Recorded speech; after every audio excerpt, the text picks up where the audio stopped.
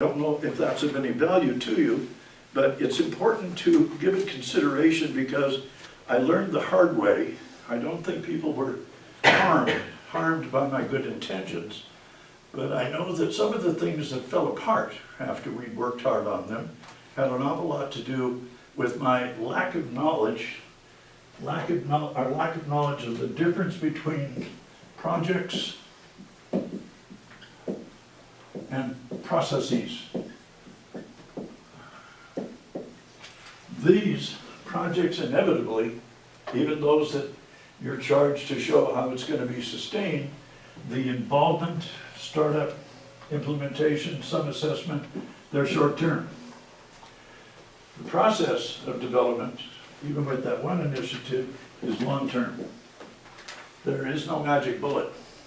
The development process goes on endlessly, and it goes on in increasingly rapidly changing environments and worlds and economic structures. And we're really faced with that these days, okay?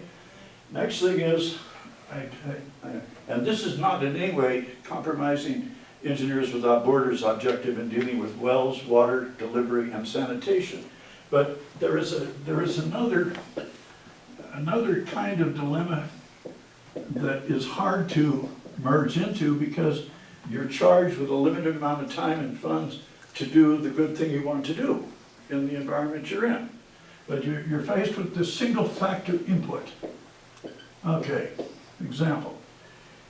Kibasara. People have, to my knowledge, in the main, have very limited financial or physical assets. Land tenure is tough. The size of plots for farming and that are limited. Education, as you know, has been a problem. It advanced better in former British colonies in general than French or German, where people didn't get educated at all, or very low. At the end of the day, the single factor input problem, you've got water, and it's for drinking water, I think in general, and for the good purpose, I know with EWBMSU, it was for to particularly give girls a chance to go to school instead of haul water all day, okay?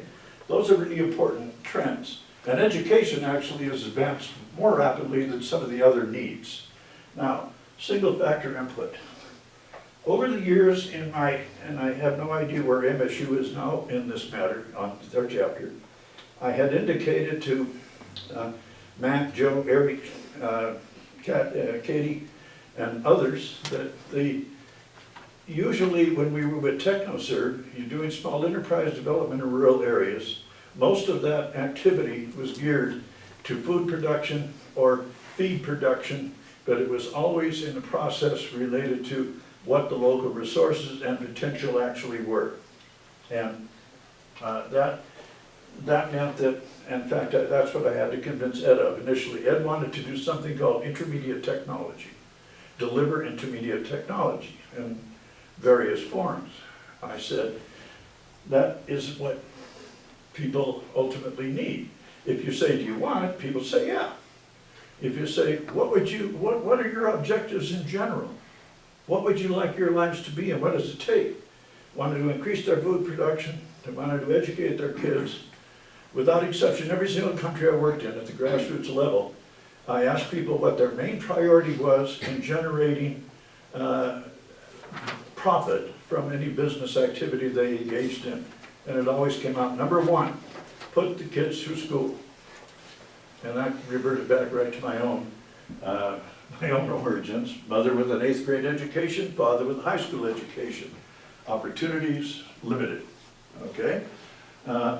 That issue, though, is something that I don't know, I haven't looked at EWB enough. I don't know what degree you, in the planning of your projects, that you take time to see what other linkages you can develop with other agencies or local communities to provide water that goes even beyond the potable water for the people stage, particularly as it relates to food production. And I think that's crucial. I know I mentioned, these are easy for a guy like me just to say, this is what I would do, you know, wonderful.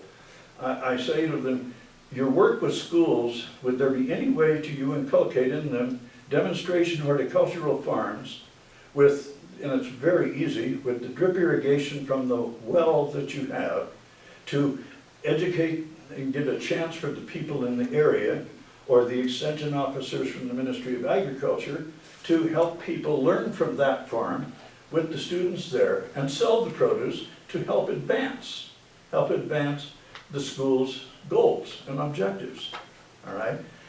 We always had to look at that. We looked at the enterprise development process, and Ed was in intermediate technology. I said, no, it has to be more inclusive. He came back and said, well, I think we should do it through a business framework.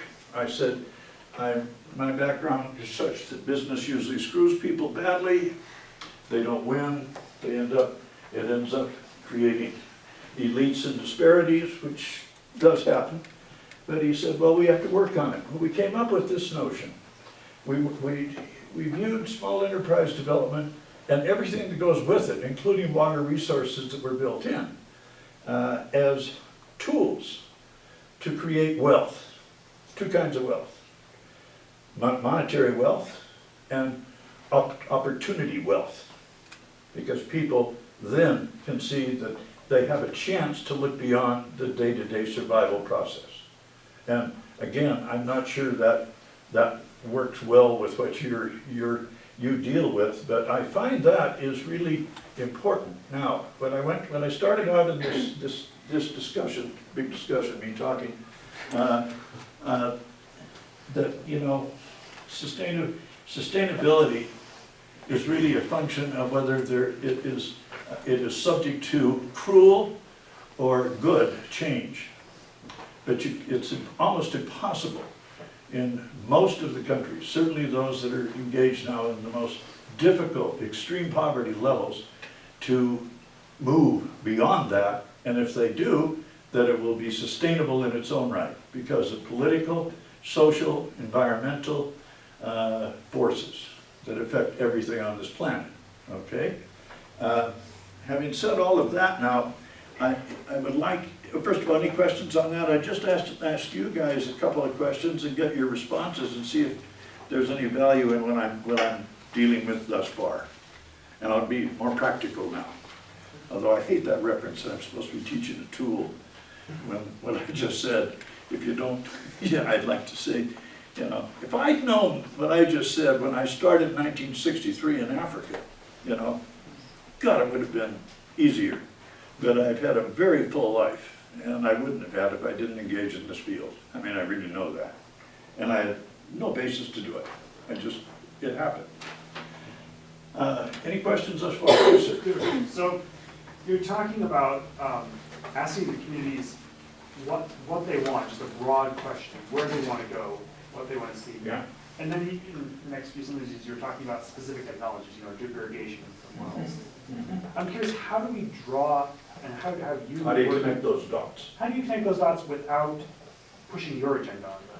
Well, pretty easy. First of all, I shouldn't say easy. If they tell you that their purpose is to be able to produce food more effectively to eliminate food disparity and starvation in the community, you can talk about that. You're the catalyst. Here's what you know, here's what you can provide, you know, the people and resources. But often, certainly in, I don't know Bolivia, but I do know Kenya. Certainly in Kenya, if there's any way to collaborate and integrate with others, local institutions as well as foreign, to achieve what I was just saying. Sometimes you can do it through the ministries of agriculture, but like everywhere in the world, they're underfunded and understaffed, okay? The capability is there, but the resource, the people, it's hard, you know?